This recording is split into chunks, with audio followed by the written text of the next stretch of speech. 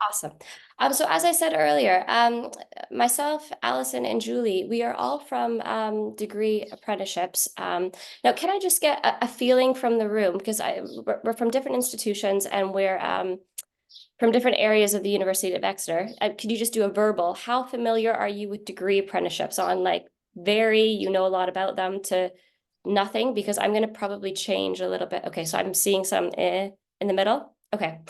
So if I'm boring you, give me like something to cut and I'll keep going. But essentially just a background about what degree apprenticeships are. They're a UK specific program. And essentially it allows employers pay a levy that funds them when they have over 100 employees that they have to pay this levy, so it goes into their tax. And they can recoup some of that money by sending their employees to get degree qualifications pending that they're able to give that employee 20% of their work hours to study.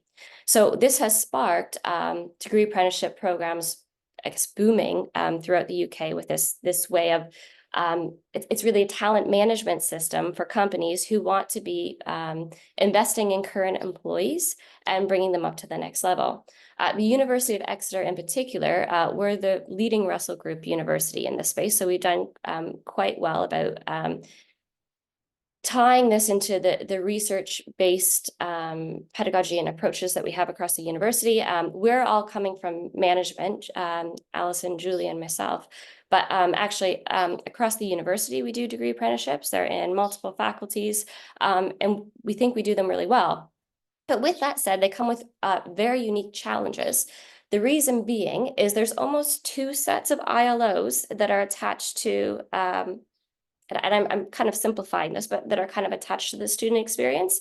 You have the module specific ILOs that gets you your university degree at the end, but then you have ILOs that are tied to an apprenticeship standard. And the ILOs that are tied to the apprenticeship standard, we try to mirror them as much as we possibly can so that the student, they're kind of doing both things by the time they get to the end.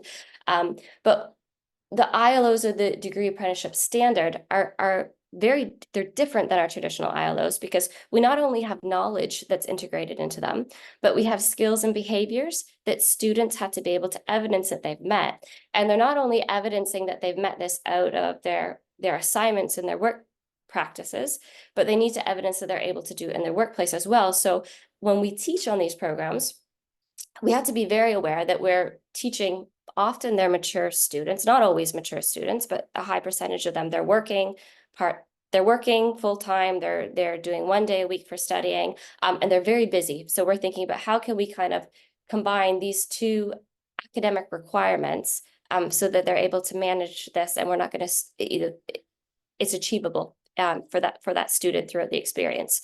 So that's something that we're very much keeping in mind. But the big challenge that I think makes degree apprenticeships and has prompted all three of us to be thinking about this space a little bit differently is the question, well, how do we support students in developing skills and behaviors? Because skills and behaviors are developed quite differently and they're learned differently than we would think about typical knowledge. So when we think about skills, especially with degree apprenticeships, to teach a skill, you're thinking about, especially with the degree standards, how you're allowing students to be able to practice that skill. So there's a lot of kinesthetic elements that are actually tapped into our teaching, a lot of audio elements that are tapped in, where actually students need to be evidencing this learning in different ways. So we tend to have to think about that in terms of our delivery and in terms of our assessment. There's also a lot of consideration about how we're scaffolding in threshold concepts. And what I mean by that is some of the knowledge, skills, behaviors, or some of the behaviors or the skills that we have are, for instance, able to negotiate. To be able to assess that and to be able to support the students doing that, they need to have this a threshold concept about what negotiation is, but we're also expecting them to be able to, once they get through that threshold component of understanding the concept, to be able to practice it in their workplace. So some of the teaching that we do is really just making sure that they kind of get the base knowledge and thinking about what can we provide them in terms of skills and abilities so that they can achieve those ILOs while they're out in the workplace and be able to evidence those and tie them into their projects. So we're thinking about how do we equip the students so they can get that ILOs once they leave the classroom. And that's something that's really in the forefront of what we're doing. We're also teaching behaviors. And this, I think, is probably one of the hardest things to do, because if you look at typical behavioralism, these are theories that actually need continued reinforcement, and they need a continued either negative or positive reinforcement for a lot of the behavioralism theories. Or we have social learning theories that also are attached to changing behaviors. And often these are peer groups and how individuals and their environments change over time.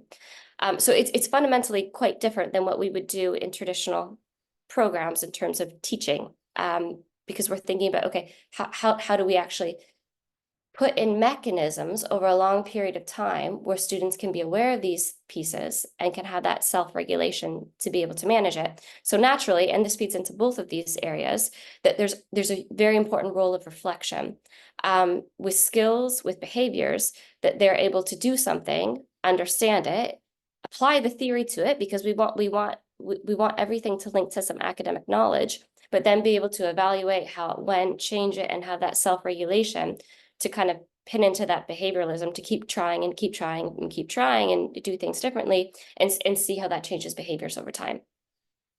Any questions about degree apprenticeships before I jump into the next slide and explain kind of the agenda for today? I just want to make sure that context is clear. Okay, brilliant. Stop me if there is, and I'm happy to go back. So the agenda for today, we're talking about 3 different projects. So I'm going to be talking about the incorporation of professional development discussions, which is on a module that I've been working on. Alison is going to be talking about co-coaching, leading into an assessment center masterclass, which is a project that she's worked on. And Julie is going to talk about her work with narrated PowerPoint assessments for a level 4 management module, and just share what we've done and kind of how it went. And at the end, we'll have an opportunity for questions, but we'll be monitoring the chat. There's 3 of us here, so post pieces in there. We're happy for this to be informal. Okay, so me first, and I'm going to be really honest about, and I'm very aware this is being recorded, but I'm going to be honest about my motivation and kind of why I did this to begin with. So I did my master's in education, and in that, one of the ways that I was assessed that I found really valuable is self-assessments, where I actually assessed myself as a learner, and I really enjoyed it, and it got me used to rubrics, and it's probably what really it's changed a lot of my teaching practice, probably doing that piece myself. And there's this tiny little spot in the TQA manual that says that we are allowed to actually have students self-assess their own work. And when I saw this, I thought this was brilliant. I think for a module, particularly the module that I am teaching, which I'll introduce it, but I'll do it now, actually. The module that I'm teaching, that I'm reflecting on here, it's called a Developing Managerial Behaviors module. It's a level 6 management module, and it's all individuals who have management experience, where I'm teaching them self-regulation, learning, motivation, engagement, careers theory. So it's very much so a PDP, careers development, and how do you manage the careers of other people session. So the role that reflection can play in this, and self-assessment and having that self-awareness, is really quite unique. So for me, this was an opportunity to use something in the TQA manual to also manage getting an element of learning, of self-reflection, to be in the forefront for students. But also, this was a super cohort of students that were coming to me, and I was very concerned how I was going to be marking them in the traditional ways that I've done in prior years. So I was very conscious of my workload and saw this as a way to reduce that workload. But I will share my reflections on that. So what I did with this group is it was the second assignment that they had. I tasked them that they were going to have a coaching conversation with anybody. I didn't care if it was somebody on the course, or I didn't care if it was somebody in their workplace, because keep in mind, these folks are all working in industry as well. But they would have a 20-minute coaching conversation. And it actually didn't even have to be coaching, a professional development conversation, where they were supporting the professional development of somebody else. And I tasked them with having that discussion and then self-assessing it, considering the implicit knowledge that they've shown in that discussion, and attaching a rubric to that to understand how they actually mark themselves in that area. So this assignment, you'll see that I'm midway through it now. They've submitted part 1, which they had at the beginning of the module. And this is a long and thin module that actually finishes in January 2025. They will do part 2 in January 25, where they do the exact same assignment again. And each of the components, part A and part B, so the part that they've already done where they had the coaching conversation, it's mirrored in part B where they had that discussion again, and they mark themselves both times. So they'll have a 20-minute conversation, they'll mark themselves and provide a little bit of a feedback to themselves that they'll be able to look at how they did in terms of the knowledge, and how they did in terms of employability. And I'll show you the rubric that they mark themselves against. They would then submit this to me, so they'll submit it on Ellie, and I would moderate, same as I moderate for any other assignment, but difference is I moderated all of them. So for all of these assignments, I looked through and provided some, made sure it was in the range. So this is what I had them submit to Ellie. Because I was trying to reduce my workload, I discouraged them from attaching 20-minute MP3 files, and I asked for the transcript, which I would highly recommend if you're ever considering an assignment like this. So I requested, and this was to also reduce any concerns about our VLE not being able to manage the file size, but they submitted a transcript and a student evaluation. The student evaluation had an overall mark. It had a highlighted rubric, so I gave them a pre-rubric where they highlighted on that how they fell, and a 200 to 400 word rationale. Oftentimes, what students did in that 200 to 400 word rationale, they signposted in the transcript to explicitly where they saw that they were doing things that were showing knowledge, and added the comments there. So they actually did a really nice job of this. So here's an example of the rubric I had. So I gave all students had this rubric ahead. We spoke about the rubric in class. We had a session on this, and I indicated, I need you to highlight exactly how you feel like you would fall in each of these areas. So we did an example together. We talked about what makes good feedback and an expectation that they're also giving themselves good feedback, and they're considering how to be kind to themselves and how to encourage their development the best that they can. So we had a full session on feedback where we spoke about this. And we also did an example of feedback in a class together. So we did a mini discussion, and together we just went through together what was the strength of it, what was an area of development, and are there any overall statements. And here's where I could really show good practice and show explicitly into the transcript how there's a knowledge strength, and pull that quote over, or a strength and skills, and that kind of pull that over of demonstrating perhaps active listening skills, which is something that would be really hard to pick up if you weren't self-reflecting on it, to actually have that in the assessment and be able to reflect on that yourself.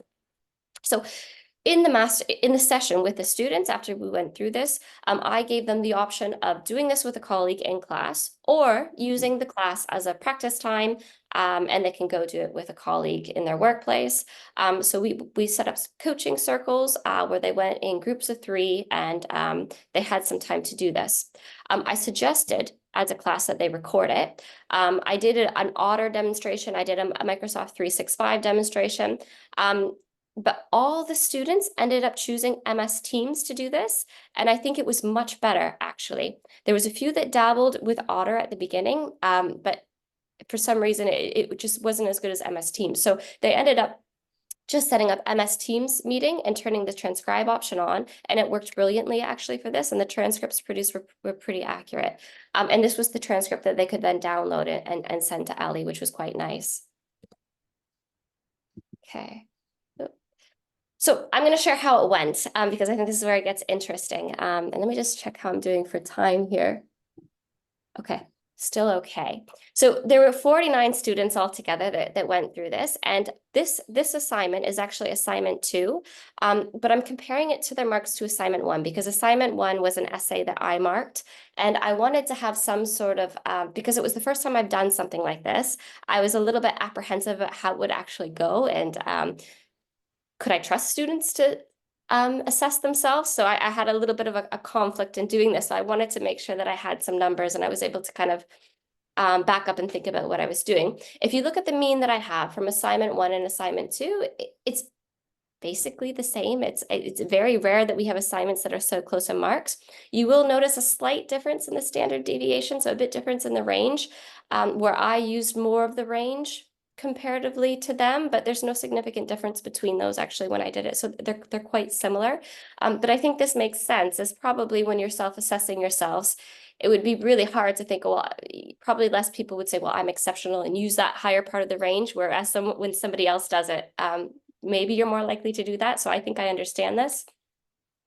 I was a little bit second guessing myself when I did the moderation. So when I was doing moderation, I looked at all of these, and my question to myself when I was moderating and looking at the transcript and looking at how they evaluate it is, one, is their feedback constructive and fair? And I gave them feedback on that if it wasn't, because I want them to be developing that skill and seeing that difference. But then there were 3 students that actually I felt gave themselves a mark that was outside of the range that I would have marked them. So, and it just so happened that two of the people who marked themselves low were women, and one that marked themselves high that I had to bring down was a man. So this kind of, and I'm sharing probably too much, but this kind of put me into like a spin cycle of, am I not supporting women to be empowered leaders? Why are the women self-assessing themselves as lower? And do I have men that aren't assessing themselves as higher? And I know that there's only 3, but it really pushed me to kind of go into that level of evaluation, because I'm teaching, it's developing managerial behaviors. So starting to question myself about, okay, did I have sections that were about women in leadership? Is this queen bee syndrome that's kind of coming into the classroom? And then also this other complexity of it is, actually, we know that women are more likely to self-assess themselves lower than men, and how is this showing up in my data?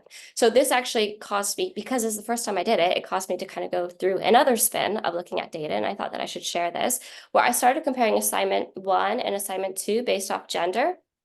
So, I mean, we can see here that for men, the only difference between men, really, assignment 1, assignment 2, you might see a little bit less of that standard deviation in assignment 2, so they didn't use the range as much.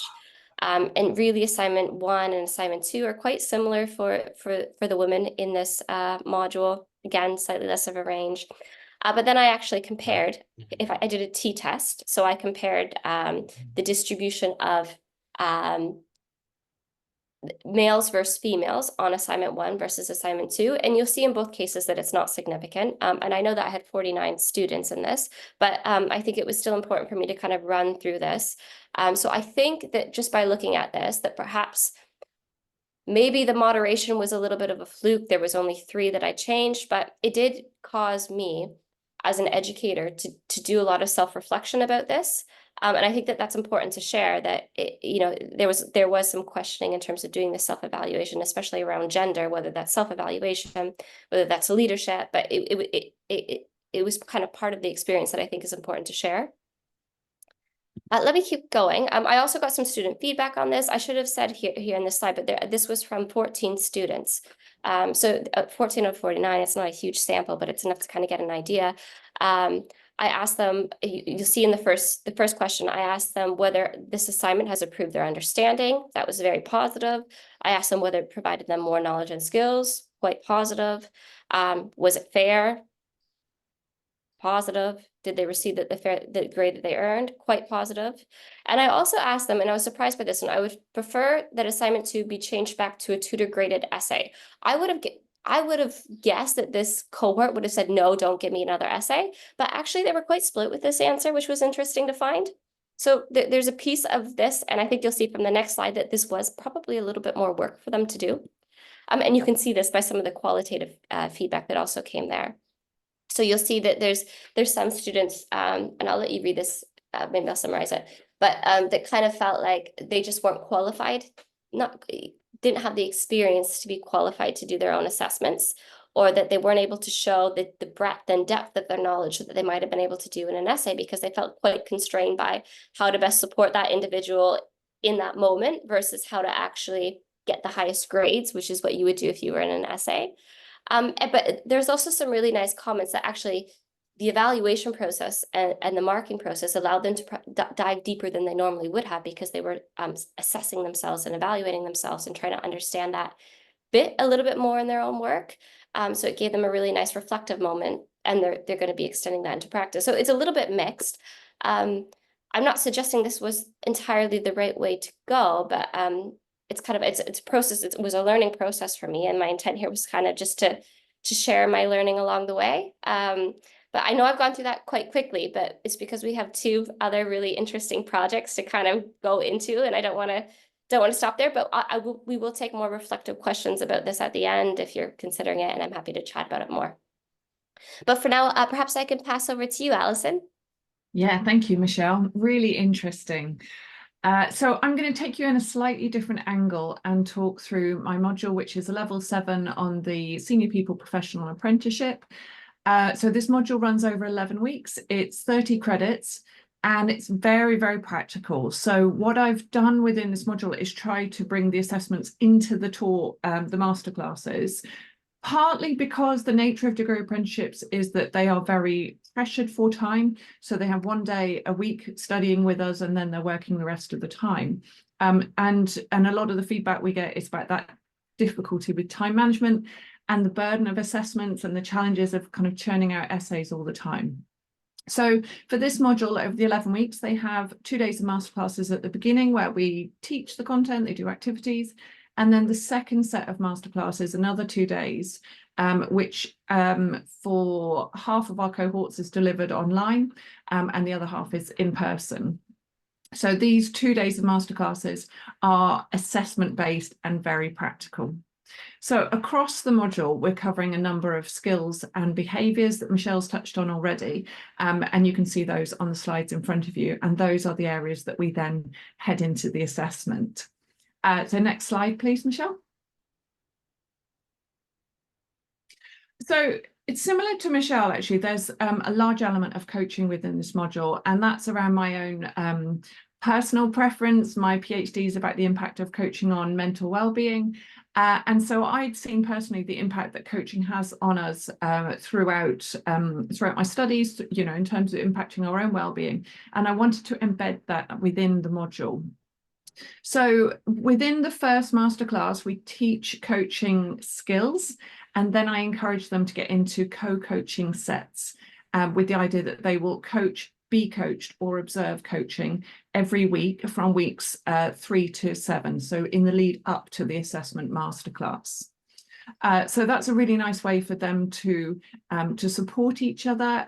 In prior modules, they have action learning sets, so they're used to working together, but it gets them practicing those coaching skills as well.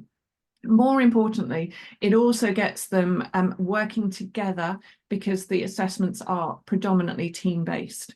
So it gets them building up that trust in order to be in the best place in order to go into that assessment masterclass. The outcome of the coaching, as you can see on the slide in front of you, is a Padlet where they record their reflections, and these are anonymous. So looking at reflections both as a coach and a coachee and an observer, and this is shared across the cohort. So you get that lovely element of shared learning, shared reflections, and also getting them to kind of tie down a little bit more precisely what they've got out of that coaching session. Next slide, please. So the formative activity are taking place in those coaching sessions. I'm going to focus for the rest of the session on the summative assessment. It is slightly complex, and there's been a lot of changes, so feel free to chuck any questions in the chat, and we're going to come into a discussion with you as we've been through Julie's session as well.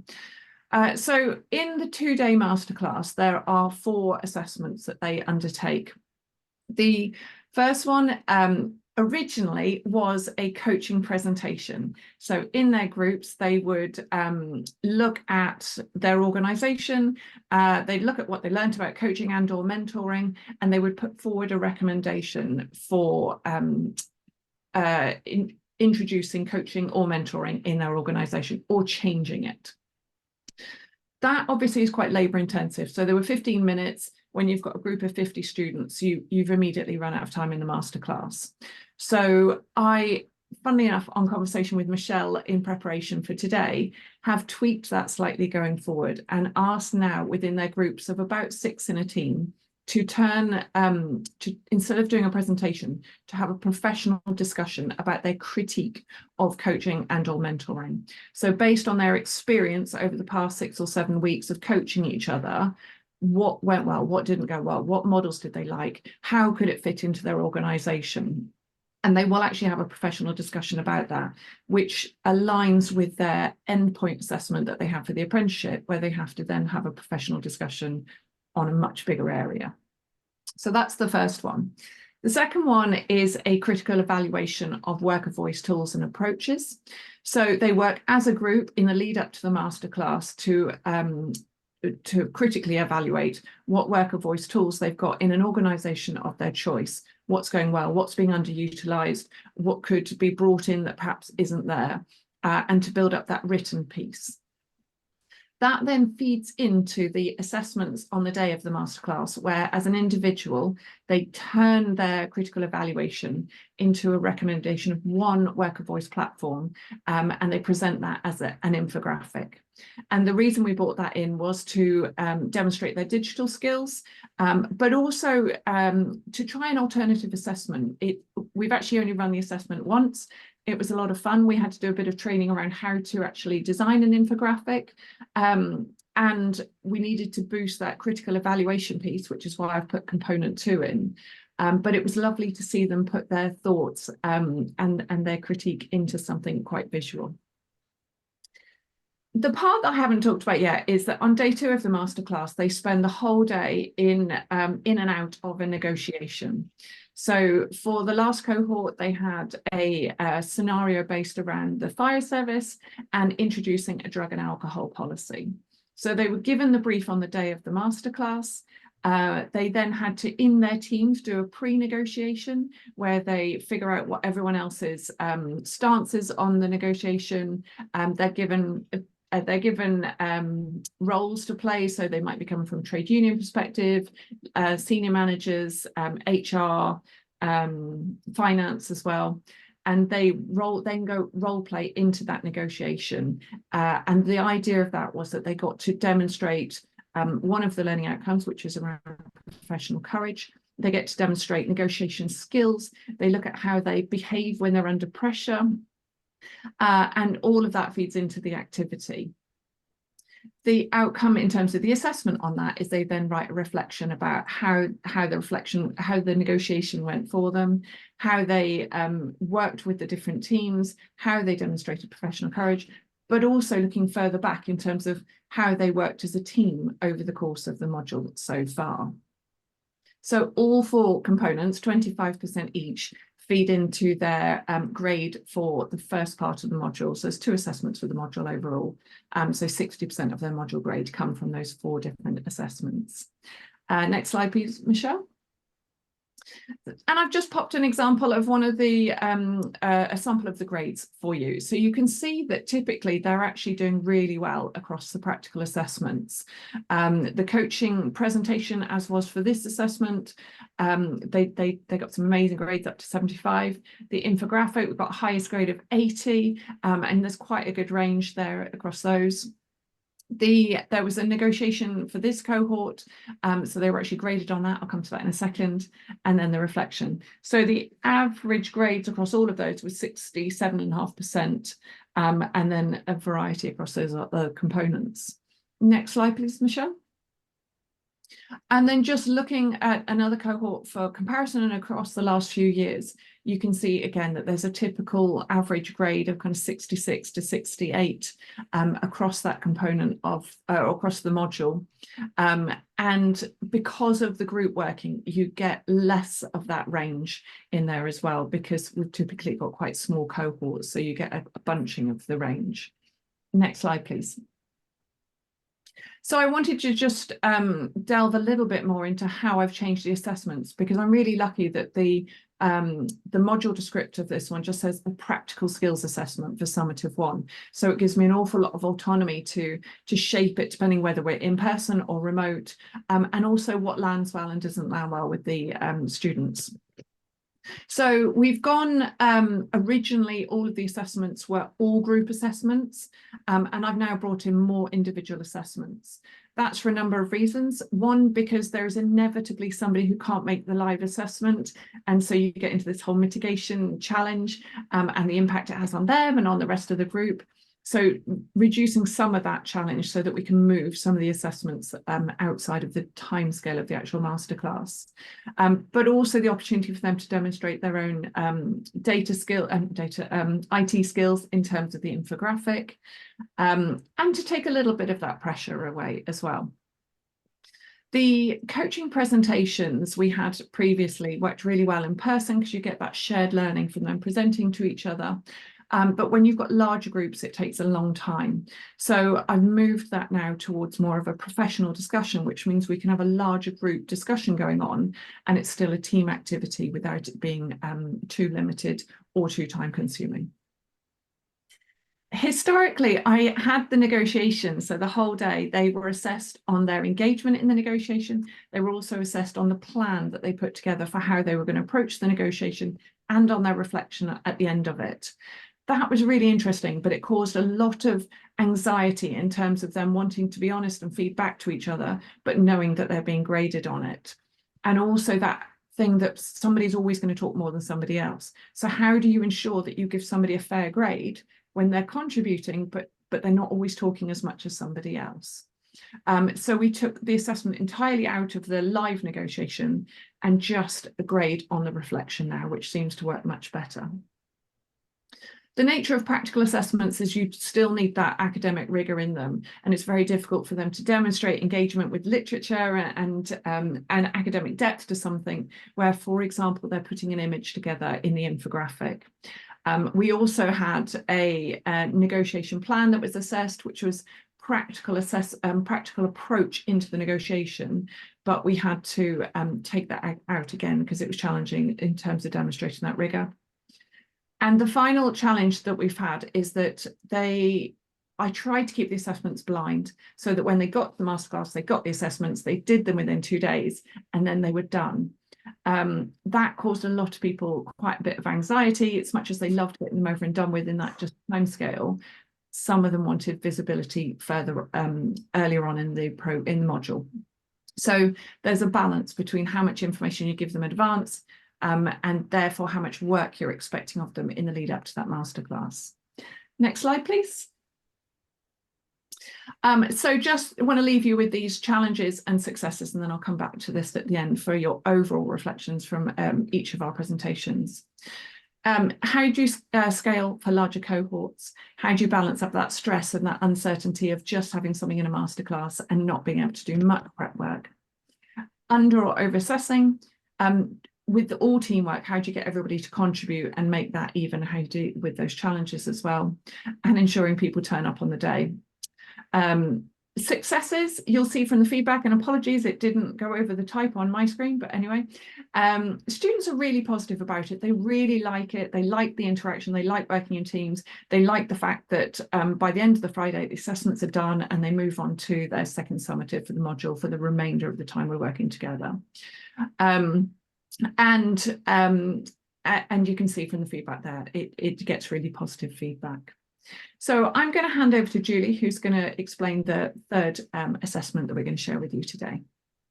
Thank you, Alison.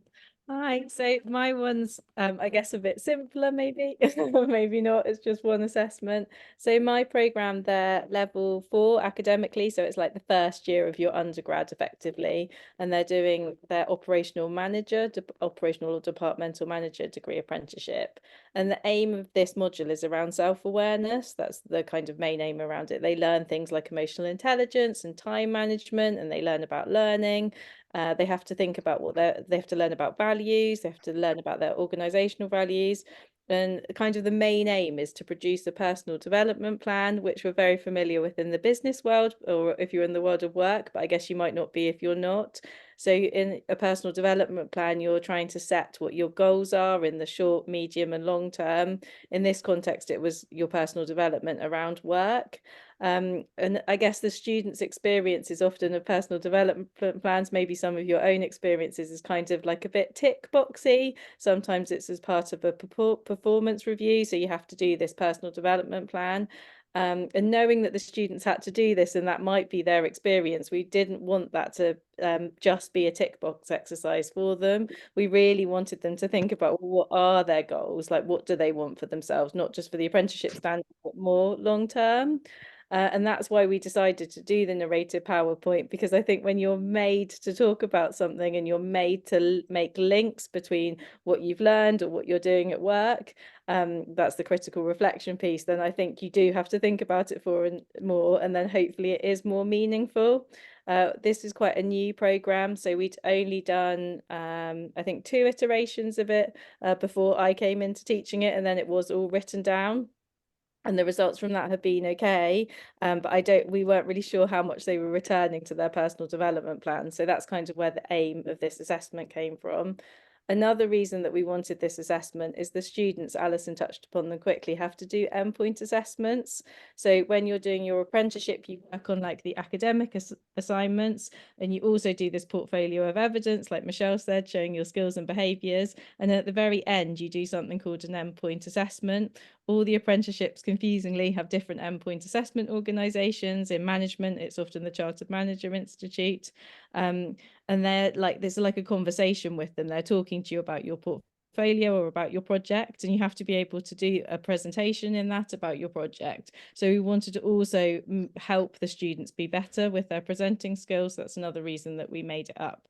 And we asked the students to imagine they're presenting their personal development plan and they're critically reflecting on it and talking about things like their values and their learning in the module and their experiences to their endpoint assessor.